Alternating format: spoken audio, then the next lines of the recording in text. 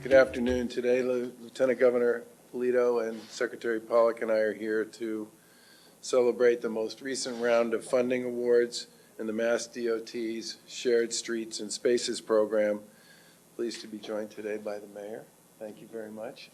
And several members of the legislative delegation who I think are they out?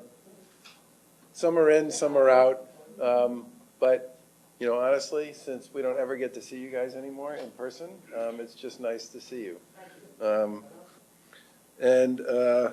want to start by providing a quick update on COVID-19 cases, tests, and hospitalization. Yesterday, DPH reported 11,350 individuals were tested with molecular tests.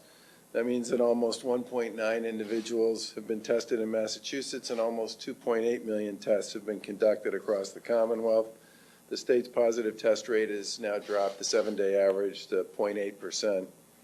And while we're pleased that the statewide average of positive COVID tests has continued to fall, we've been tracing and tracking cases in communities to understand where the virus is spreading. And as of yesterday, 13 communities qualify as high risk, with more than 8 cases per 100,000 population in the last 2 weeks, and 47 communities currently qualify as moderate risk with 4 to 8 cases per 100,000 residents. Almost 84 communities qualify as low risk with under 4 cases per 100,000 residents, and the big chunk of communities in Massachusetts, 167, have had only 5 cases of COVID or less since mid-August. In other words, nearly half of our cities and towns have had a total of 5 cases or less for the past month. This progress has allowed for Massachusetts to safely reopen much of our economy and allows for children to safely return to school. We urge residents to continue to take the proper precautions to wear face coverings and to practice social distance wherever they can. We also encourage residents to learn more about the conditions in your community and to stay informed of the public health data so that you can make safe and healthy decisions for you and your family. The last 6 months, we all know, has been a tremendous struggle against COVID-19 in so many ways, and it's been especially tough on local downtowns, main streets, and the businesses in each of our Commonwealth's communities. As a response to that, in June, we launched the Shared Streets and Spaces Emergency Grant Program through Mass DOT, at that time making $5 million available in funding to cities and towns. And the program basically awards grants to improve sidewalks, curbs, streets, and on-street parking spaces and off-street parking lots to support public health and safe mobility. We're especially proud that environmental justice communities, which are determined using U.S. Census data and are defined by the Commonwealth as communities where the majority of residents are people of color, low income, or have limited English proficiency, have applied for and are receiving funding through this program. Secretary Pollock will talk a little more about this shortly. These communities have obviously been especially hard hit by COVID-19 and are working to install logistics near businesses, schools, health centers, and other locations in order to help people travel safely. All cities and towns in Massachusetts can still apply for the Shared Streets and Spaces program, and to apply, municipalities can visit mass.gov/Shared Streets and Spaces Grant Program and click Apply for the Grant. On top of the initial $5 million for the program, today we're announcing another $5 million for the program to double the program to $10 million overall. The funding comes from both Mass DOT and also from Federal CARES Act money. In this round of grants, we're pleased to award almost $4 million to 39 communities across Massachusetts. So far, Shared Streets has given out a total of $7.7 million to fund 91 projects in 78 municipalities. Applications will continue to be accepted for this program until the 22nd of September. And it's great to be here today to see some of the work that our business owners have done through this program in conjunction with their colleagues in local government. And as it gets colder, funding can always go toward heaters and special lighting and other support services like that. We hope these additions will help restaurants extend their outdoor season and allow for more outdoor dining here in Massachusetts. Some of the items that have been purchased with these grants are pretty simple: flower planters, jersey barriers, signs, or just ropes to cordon off certain areas. But these items can and often do make a big difference. Bistro 5 is one of several Medford restaurants in this area that's been able to provide outdoor dining space using jersey barriers and other materials funded by this program. And we're pleased that these grants can help businesses invest in items to help create more space and follow safety guidance during this pandemic. It's obviously been a challenging year for everybody, but it's been especially true for sectors that rely on foot traffic to do business. And these grants allow business owners to do more without spending their own funds, and we're hopeful that these benefits can continue as we head into the fall. And as I listened to the mayor and some others talk earlier, it sounds to me like this, what was an experiment and viewed originally as sort of an emergency and probably a temporary solution to help communities and downtowns and local businesses create open space that many folks are thinking this might become part of the permanent architecture with respect to how they operate, which we think will be a great thing. We're also hoping that these small changes can help people feel a little more at ease when they visit these shared spaces like restaurants, retail stores, and downtown sidewalks. Later today, I'm also going to sign an executive order to extend the time frame for municipal permitting for expanded outdoor dining, and that extension will help restaurants like this one to continue serving guests in their outdoor space on the same basic terms that have been permitted since June. And we hope this eases the burden on restaurants and extends their season for outdoor dining as well. I'm also signing an executive order that will allow indoor and outdoor arcades to open next week.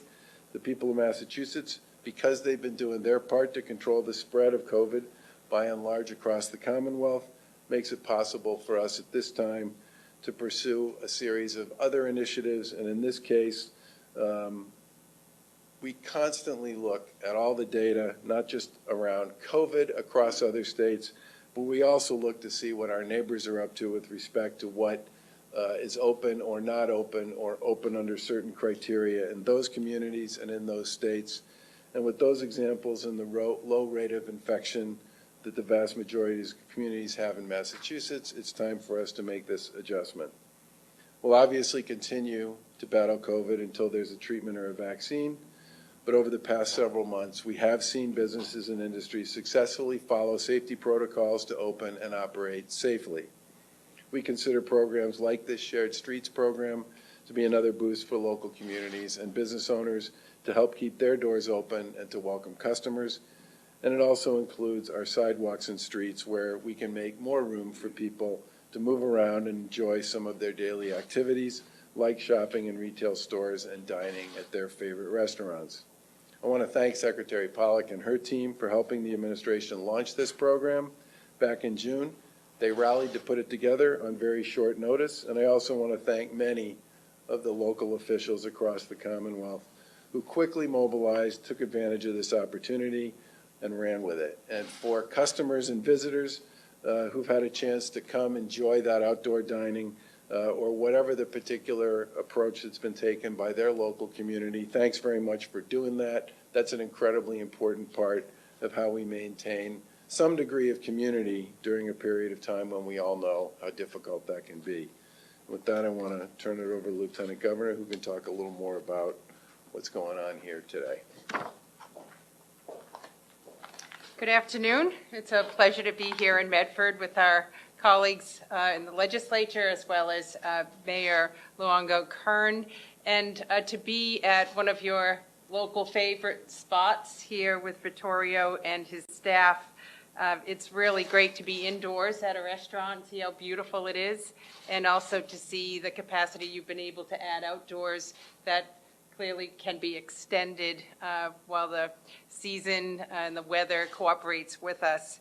I also want to thank the mayor and through you to your counterparts across the Commonwealth for being so flexible and creative around working with small business owners like Vittorio to see these options become real so that they can endure the challenges that exist in this pandemic time.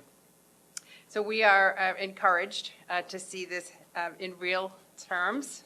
We've done a lot to prepare industry protocols to allow businesses to open safely, but then to see it in real terms, how businesses like this have incorporated these features to make it safer for their patrons to come back indoors and outdoors to enjoy what I understand is pretty special Italian cuisine here at Bistro 5.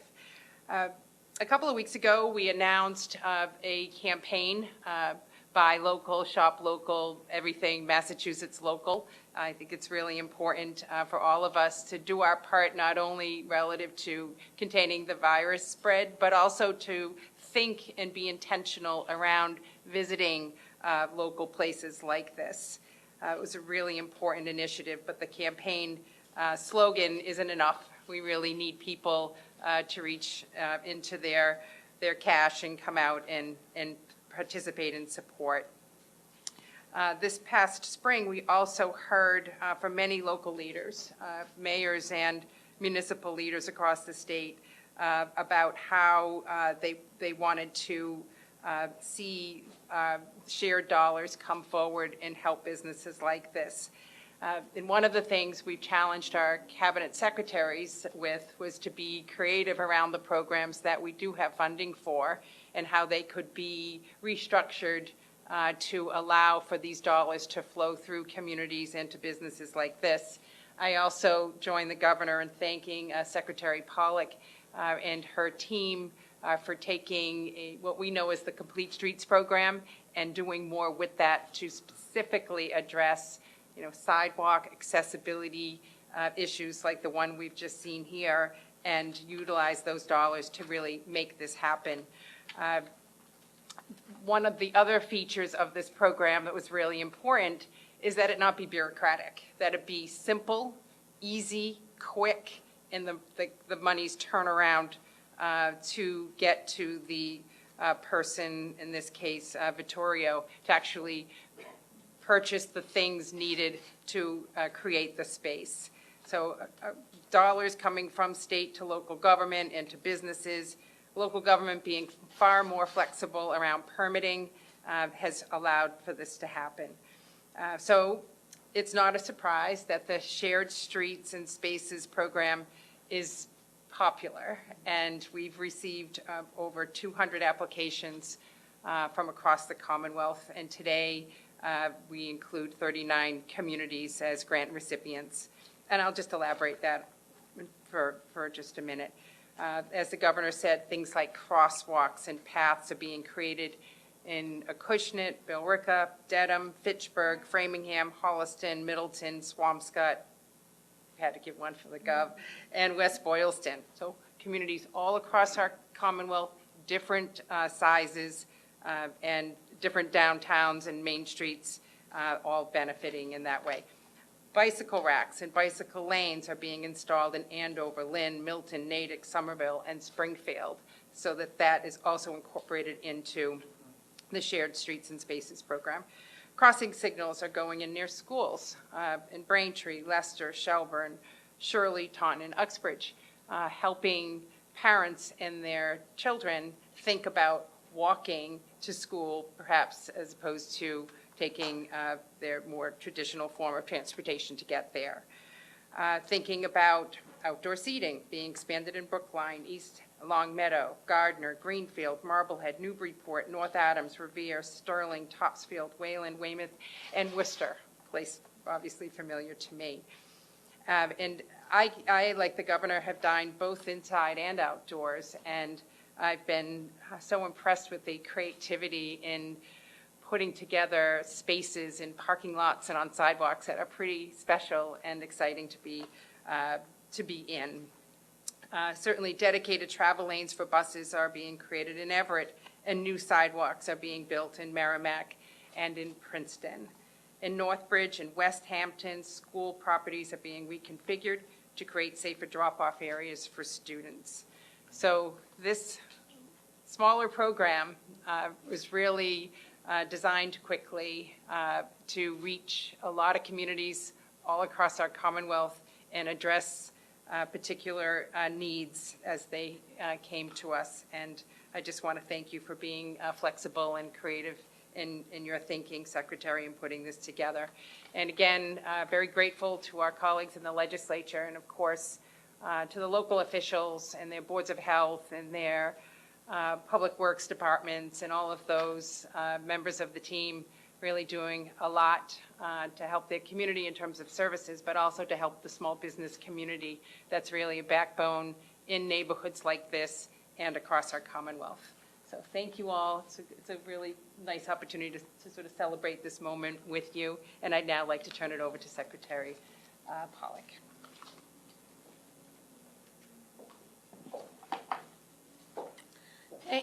Thank you, Governor Baker, and thank you, Lieutenant Governor Polito. Thank you twice. The first time for helping us to put together the $5 million pot of money for the program, and the second time when we went back to you a few weeks ago and said, we are being so overwhelmed with high-quality applications from cities and towns across Massachusetts that we want to double the size of the program, and we're confident that we can get all $10 million out and translated into changes on streets and sidewalks by October. So thank you for those additional resources. At MassDOT, we know that transportation is ultimately about improving people's lives in the communities they live in. We've seen countless examples of this in the projects we design, build, and fund, including the $50 million in Complete Streets projects that we've awarded over the last 5 years. The Shared Streets and Spaces program reinforced this message, helping communities, businesses, and individuals navigate the changed landscape in which we live today.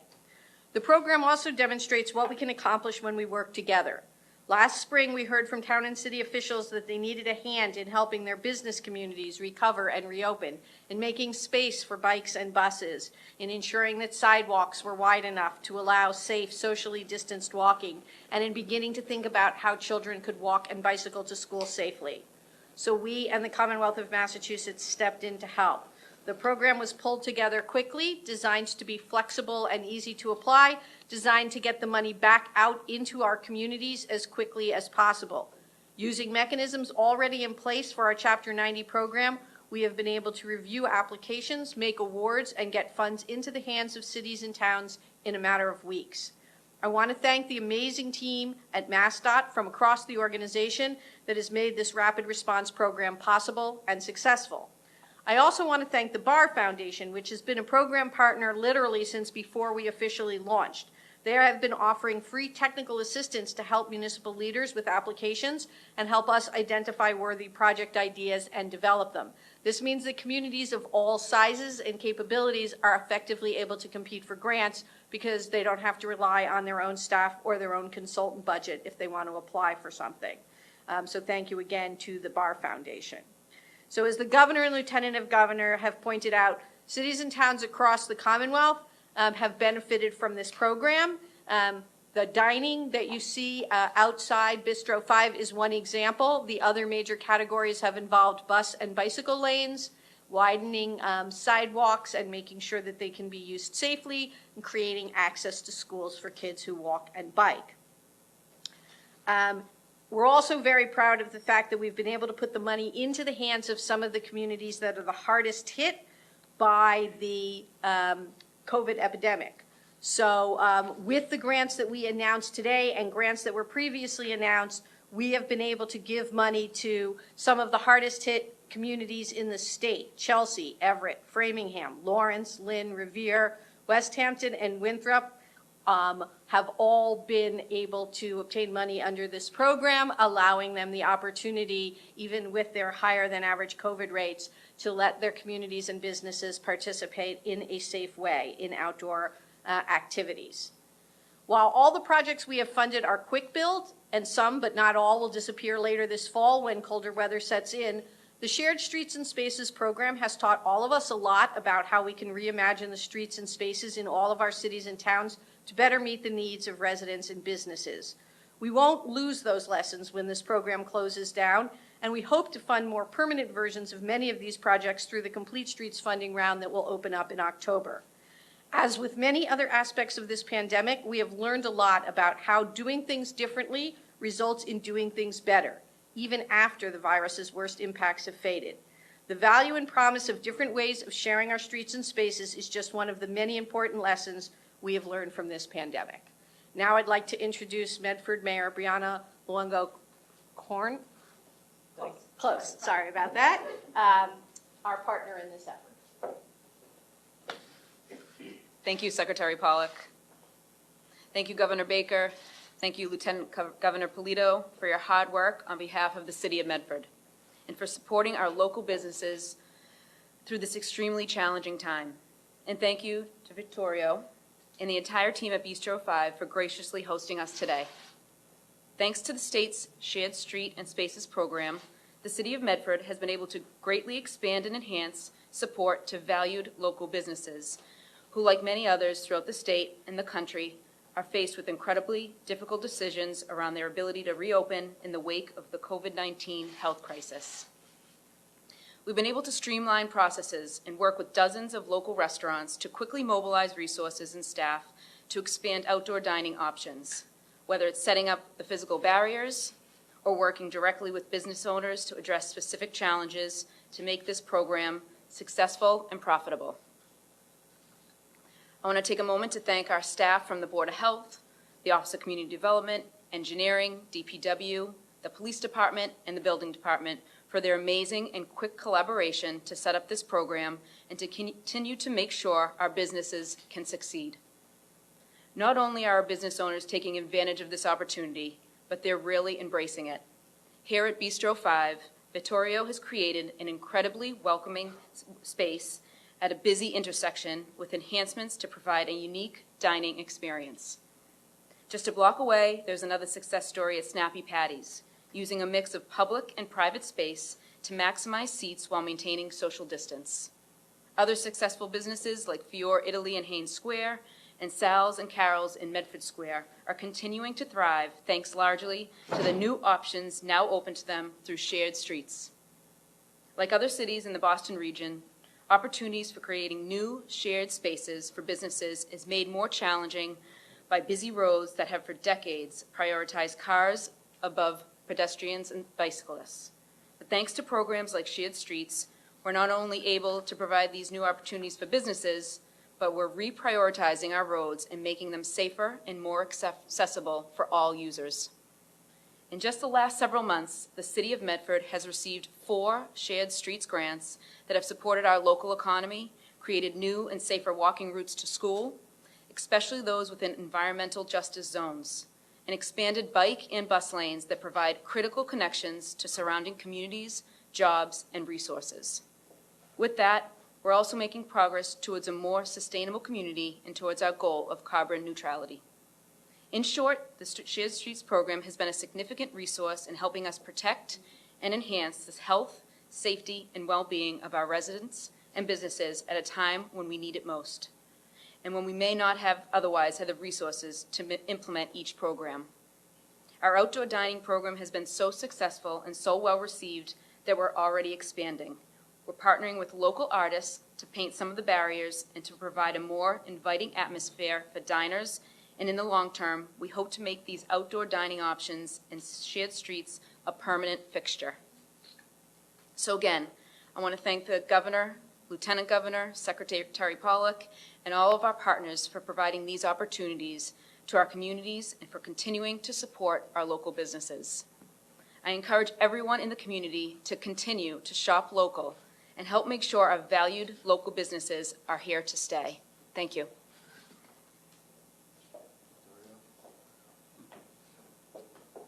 All right. I just wanted to basically reiterate what the mayor said, and thank you so much for all of the opportunities that Bistro 5 has had. And I can just say, basically, the experience that I have had with opening the patio, and since the restaurants were able to open outside, our to-go business basically went down to almost nothing, really, because people were dying to get out, understandably so. And one night I had a random visit from a city official, and it was like a Friday night, and it's 7:30 at night, and the restaurant is basically 100% empty. And she looks around and says, "You have to do a patio," and there's no question about it. And I thought about it. I was skeptical at first, just because of the traffic, and there's buses and train, and there's a lot going on in the streets. But she really got me inspired to actually do a small patio. And I have to say, since we decided that evening, within 5 days, I was able to do business outside, which is kind of incredible, I have to say. And that has been, we went from doing roughly about under 30 people per week in June and July, which is pretty crazy, to, roughly 30 to 40 people a day. So that has changed our business completely, and it's it's on many things. It's the perception that it's a safe place. You drive by, you walk by, you see how my staff and how everyone is handling the restaurant and the social distancing, and you see the tables separated apart, and then you walk in, you go to the bathroom, and you see the consistency of it. And not just for me, but for all the other restaurants around, whether it's in Boston or it's in Medford, in Winchester, and everywhere. I think everyone is doing a really nice job. And this program is literally saving the restaurant industry in Massachusetts. I fully believe that. Because without that, we wouldn't have been able to be anywhere right now. So, and that's it. I just want to thank you all, and thank you for giving Bistro 5 the opportunity for being here today. Thank you. Do you have any questions for Victoria or for the mayor? Yeah, Victoria, the obvious question Yes. is what happens when the snow comes? I mean, you're not going to have the outdoor seating, or you're going to try to do the heat lamps, and do you think that could actually work? We are going to do, I'm getting ready for the winter. So I'm starting to look at heat lamps, and I'm working with the fire department to see what's allowed, what's the right thing, what's the right distance between heat lamps and all of that. And honestly, this is what this COVID has brought us, is this level of exponential, uncertainty, right? But the one thing that I am actually certain of is that people are working together to make this happen. They really are. I mean, from the city, it's, I know for a fact that the fire department is going to give me the best option for me to operate. And that is something that, it's a sure thing. And we'll see how it goes. Looking beyond the fall, and I know you're talking about potentially buying heat lamps, is there anything else the state can do to help you, looking beyond the fall, as you head on into a really cold month when it's snowing outside? Right. I think it's a hard position, right, for the state and for the restaurant and for everyone, right? Because you can't tell people, hey, just get out, everything is fine, because that's not right. But at the same time, I think each person needs to see it for themselves. And you should go out now while there is outdoors and see how the restaurants are behaving, see how the industry is doing, right? And if you feel a little bit more confident, then when the time comes to go indoors, you look around and then you see, you make your own decisions. And I think, I think spreading the message of what we're doing and continuing to do what we're doing with the social distancing, I think it's really important to give people the confidence to be able to go out. So I'd say continue doing that. Mayor, are you able to just talk about, a lot of people still want to dine outside. I know the health departments track community spreading and stuff. Can you talk a little bit about what you guys are seeing when people do dining? Are you seeing any spreading? Because a lot of people are going to look for protections as they start to make decisions of, okay, it's too cold, it's really nice, I've got to go inside. Yeah, we are tracking the data, and every day I speak to my health department with regards to where the case is coming from, and we're finding that the traveling is the number one reason people are testing positive for COVID-19. We haven't seen any from dining experiences, which I think is wonderful, and hopefully, like Vittorio said, people feel comfortable dining outside, that when it does come time that it's not feasible, people will feel safe coming into a restaurant like Bistro 5, where he has tables spaced out even more than 6 feet, and his staff has taken all safety protocols very seriously. I think people will feel safe. The protocols are working inside. LG always talks about how it's an organized activity.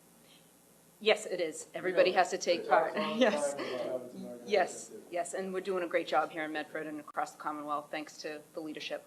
Mayor, has your DPW signed off on this? I mean, in a few months they're going to be out here plowing. Is it going to be trickier for them? Are they going to be able to navigate around Jersey barriers in the road? Our Department of Public Works has been nothing but speedy on helping restaurants. obtain jersey barriers within days. They have to get special equipment to do it, and they are on board to help restaurants thrive and succeed. So that is a step we will definitely be talking about, but I'm sure they're fully capable of plowing around the jersey barriers and taking care of the community. Governor Baker, would you like to weigh in on the snow and the real problems we have with weather in New England and trying to make this program work going forward? Well, first of all, I think the most important part of Vittorio's message was the part about give it a try, okay? My wife Lauren and I ate outdoors this weekend and we ate indoors. We wandered around in Salem where everybody was wearing a mask and there were ambassadors everywhere you turned to give you one if you didn't have one. Kudos to Mayor Driscoll.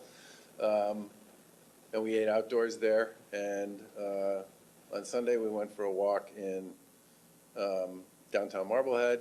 Same thing, masks everywhere we looked. And we wandered over to a restaurant that had outdoor seating, and we asked them if they had any seating. They said no, but we have indoor seating. And so we went and took a look around, and first of all, there was plenty of separation, and secondly, there was plexiglass everywhere. And we said, okay. And so we went in and we sat down and we had what we felt was an incredibly safe meal, and a really great meal, by the way, dining indoors. And I think part of what we would want people to take out of today and other days like it is people have done a lot of work. Local government's done a lot of work, the state's done a lot of work, and restaurants have done a lot of work to enhance the safety of their customers and their staff. And I certainly think, you know, the fall will bring challenges and the winter will bring challenges. But I think if we do the things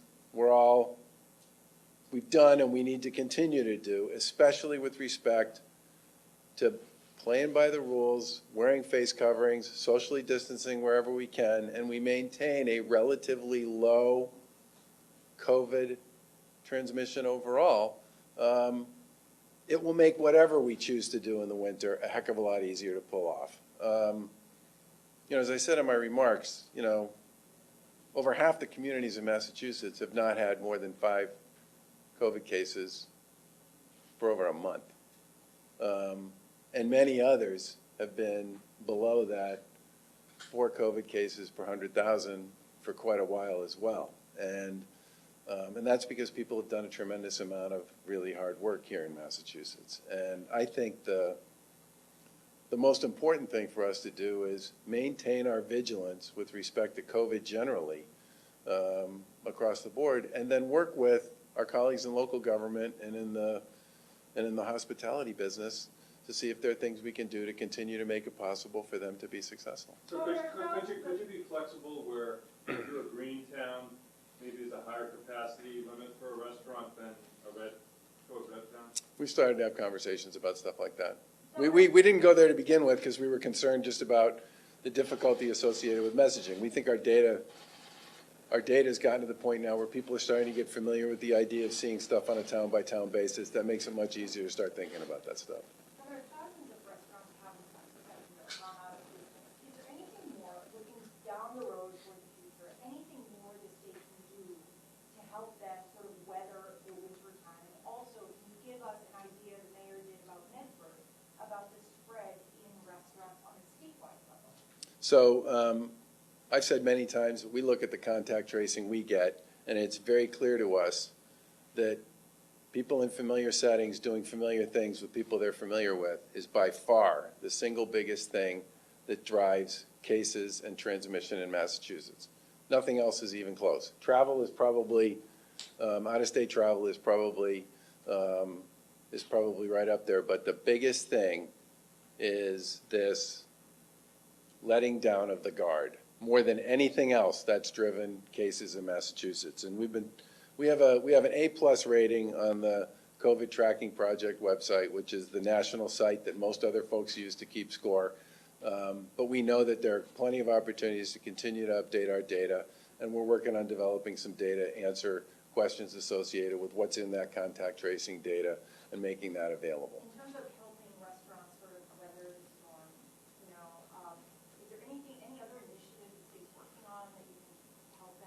Well, we're continuing to talk to the Restaurant Association and to restaurants, specific restaurants, and to local officials. And as we come up with, or they come up with ideas, we'll always seek to pursue them.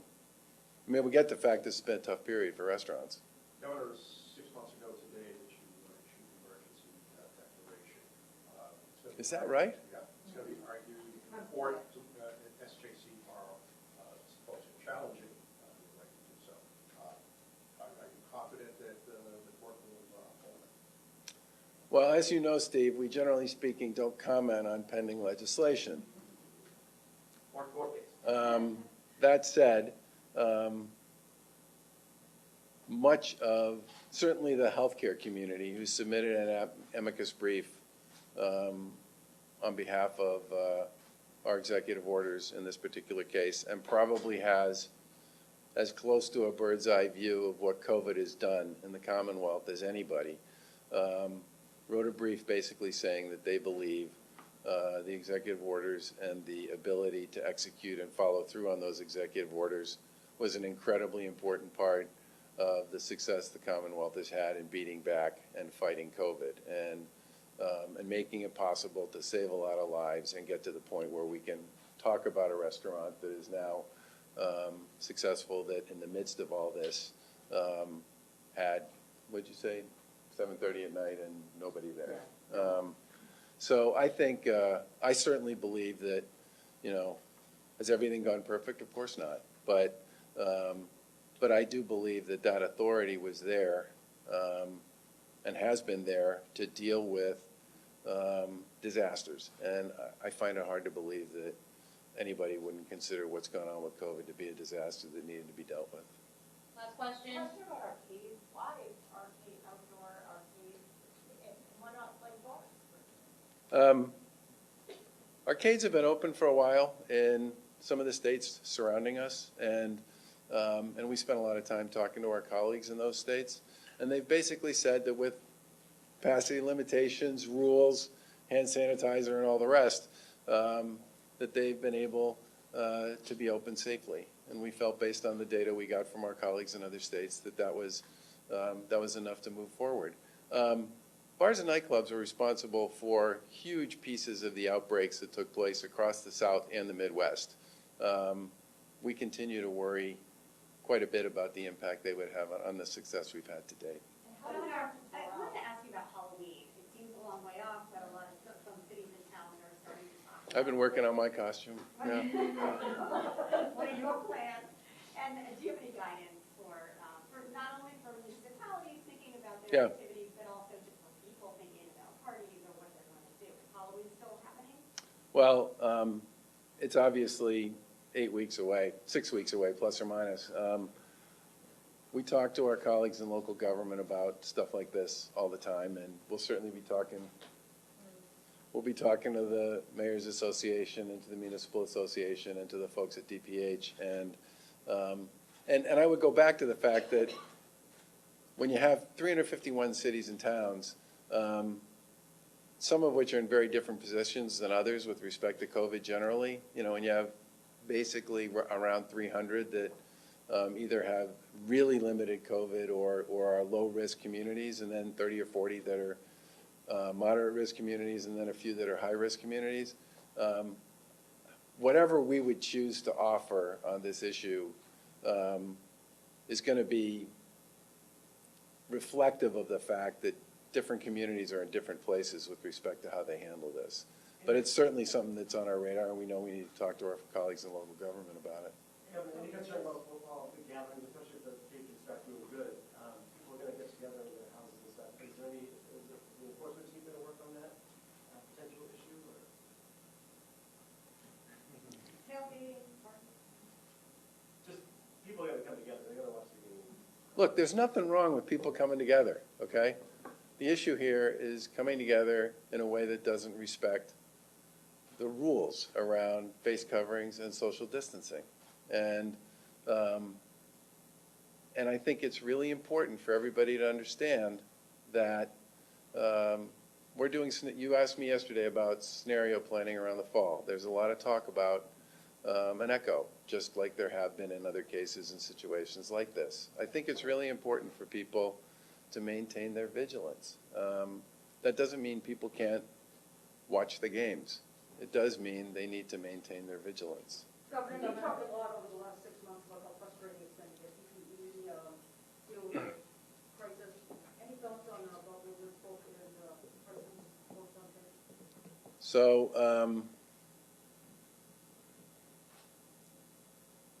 I have not been shy about my dismay with the federal response to this pandemic. And we've also tried to be pretty consistent in our messaging around this. It's dangerous. For many people, it's deadly dangerous, and it is profoundly contagious. And it is the contagion that makes it dangerous for everybody, especially because such a big piece of the population that becomes infected and is in fact contagious will either be contagious before they show symptoms or contagious without ever showing symptoms. And while I'll be the first to admit that the data on this and our knowledge and understanding of it has been sort of adjusting as we've been going along here, I think the federal government's response overall on this, especially for state leaders and healthcare providers and others who are playing this game on the ground, has made it much harder for all of us. Should the president resign? There's an election coming up. That's when people make decisions about stuff like this. Was You down talked about Dr. Burrell, with all Yeah. the issues going on. Yeah. Can you talk a little bit about that? Well, I think everybody knows that Dr. Burrell had her own battle with COVID earlier this year. She is going on leave to deal with a medical condition. It has nothing to do with COVID, and we expect to see her back sometime in October. The map yesterday revealed 13 communities at high risk. That's the most we've seen yet in red. What do you attribute that to, and does that indicate that some state and local efforts to stop the spread might not be working? Well, one of the things we've said about this, and we really hope people remember this, is 1 week's worth of data is 1 week's worth of data. It's important to take a look at this data over time. What we've said is you got to look at 3 weeks worth of data before you start making conclusions about what it actually says, which, by the way, is why we have sort of a top 5 that involve 5 communities that over the course of 3 weeks sustained their red standing or their high-risk standing.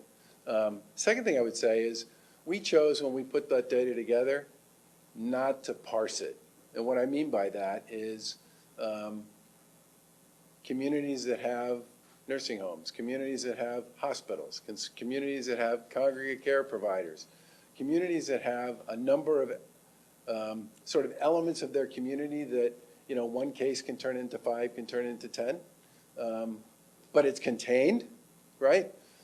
We wanted communities to be able to keep track of their data and to then make decisions about what they thought the right response would be. And, you know, Dedham is red this week, but people in Dedham have acknowledged that that's a function of some really irresponsible behavior on behalf of a bunch of young kids who got together to watch a bunch of Bruins playoff games. And were, again, familiar people behaving in a familiar way in a familiar setting.